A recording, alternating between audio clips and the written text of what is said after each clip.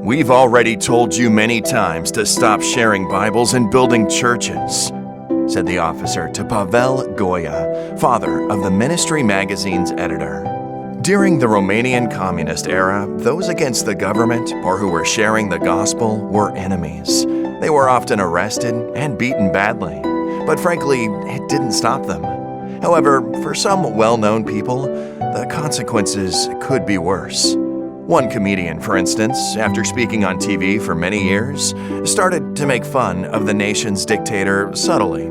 So, to not turn the comedian into a martyr, the government officials decided to kill him in such a way that they wouldn't appear guilty of his death. They radiated him without his knowledge and sent him home to die.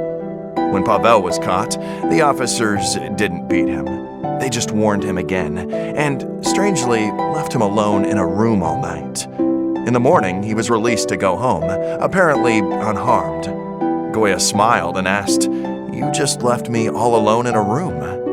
But they shook their heads and said, "You don't get it, do you?" Well, after a few days, Goya experienced extreme diarrhea, started to lose his hair, and then began losing his nails. The doctor told him that he had leukemia caused by high radiation. "If I live for Jesus. If I die for Jesus." Sometimes it is good to take out a big tree so that small trees may grow. "Please, God, give fire to my children," he prayed before dying. He longed for his children to love and witness for the Lord. And God granted his request.